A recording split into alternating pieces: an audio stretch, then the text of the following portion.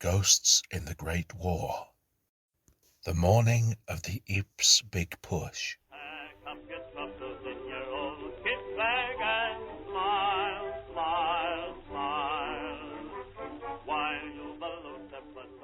The following remarkable experience befell me in France. It is true in every detail, and although 10 years have elapsed since then, still the memory of it remains. It was the morn of the Ypres Big Push, August 16th, 1916, and after a night of almost unendurable suspense, fed with the knowledge of the coming storm, how unusually quiet everything seemed. There had been nothing to disturb the serene tranquillity of that summer's night, save an occasional ping-ping of the hidden sniper's bullets and a stray enemy shell. It was an ominous calm, the prelude to the approaching storm.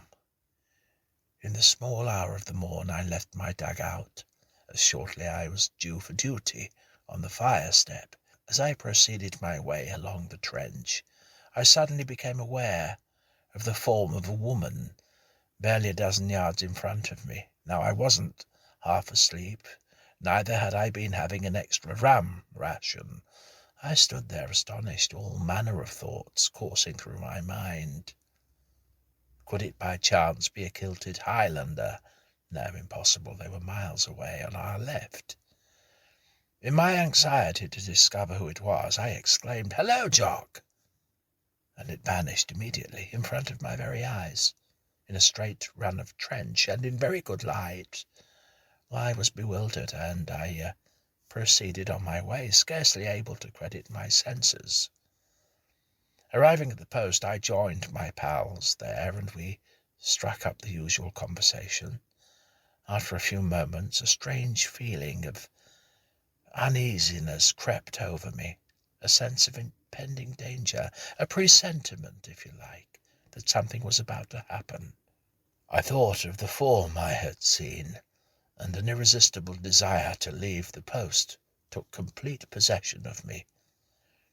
In desperation, I turned to my pal, named Stuart, exclaiming, "Come on, let's go to that latrine over there and have a smoke." Well, after much persuasion, he eventually came away, and together we made a beeline for the latrine. After arriving there, we lit our half-a-mose cigarettes. Scarcely had we done that when we heard a resounding crash, and, together, we rushed along the trench in the direction of the sound. Grave fears were filling my mind.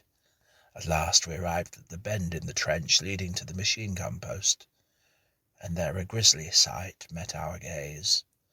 A head, lying on broken duckboards. A trench mortar had made a direct hit on the very spot on which I had stood scarcely 5 minutes before. 3 poor fellows were blown to atoms.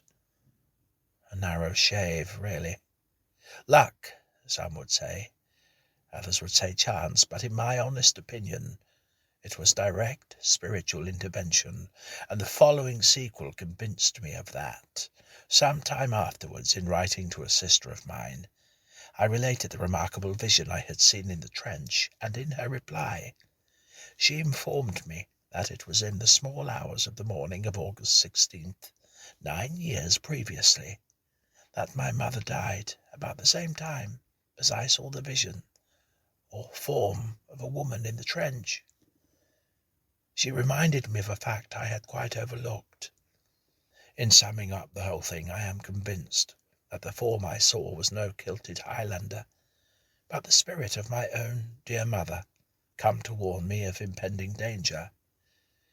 How else can I account for the feeling of uneasiness, that sense of impending disaster, that strong presentiment of something about to happen, and above all, that irresistible desire to leave the post? And thank God I did, for through the instrumentality of that spiritual warning, not only was my own life spared, but my friend Stuart's as well.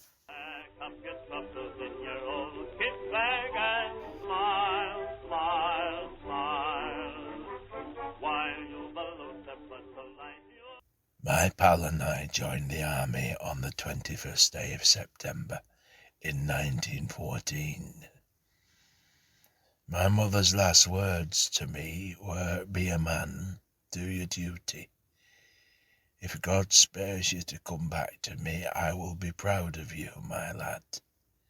I was the only son. My pal heard her words and said, "Cheer up, we will come back. England expects every man to do his duty." My pal was a soldier from head to foot. When duty called, he was always ready. Fear never entered his head. Night and day we were never parted. Side by side we fought for two long years, and I am sure his thoughts were that England did expect every man to do his duty. He was shot dead at my feet on the 5th of October 1916. If he could have spoken to me, I am sure his last words would have been, "Thank you, God, I have done my duty." Broken-hearted through the loss of my pal, I did my best to carry on, although my nerves were shattered and fear was always in my heart. I was a messenger and had to carry messages from the firing line to headquarters, you see. 3 weeks after the death of my pal, we were on the Somme. Our division went over the top, and we fought our way forward all day, until darkness stopped our advance. My captain handed me a message and said, "Go back to the headquarters with this as quick as possible." It was a lovely moonlit night. As I ran, bullets and shells were flying everywhere. I don't know whether it was the sight of the dead men that lay around, or the noise of the battle, but fear got the better of me. I dropped into a shell hole. The longer I sat, the worse I got. The message, which meant so much to my comrades in the firing line, was now getting delayed, you see. Shell after shell burst around me. I made one more attempt to go on, and as I crawled out of the shell hole, the sight I saw I shall never forget. There was my pal, standing not 2 yards away, not in white as most ghosts seem to be, but dressed in his soldiering clothes, his soldier's clothes. I stood there. The shock was too much for me.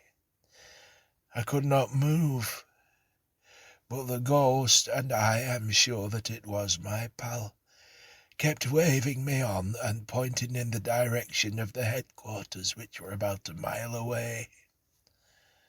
I don't know how, but I moved on, and the ghost moved also. If I stopped, it stopped and waved me on. This went on until I was about 10 yards off my destination. The ghost then waved its hand as if to say goodbye, and disappeared into the air. Terrified, I ran on, and with the help of my pal, the message was delivered. He had helped me do my duty in life, and he still aided me, though dead. Come get buses in your old kit bag and smile, smile, smile, while you balloon the Instinct, or what? What is instinct? Is it some indefinable, extra sense which now and then comes into play at much-needed moments, guides us into correct lines of conduct, when otherwise rational thinking would only leave us confused? Or is it the operation of some external force, perhaps spiritual, which recognizes our incapability, takes the helm, guides us through rock-strewn seas, with or without our approval, and finally leaves us in the calm? Listen, during the war, I was a stretcher bearer, and on the occasion in mind, I was one of a squad who were carrying from a certain aid post. When things were quiet, it was our custom to make ourselves comfortable in a deserted wayside cottage. The comforts we improvised in that billet were wonderful to us, and it was naturally an object of our Tommy's pride and affection.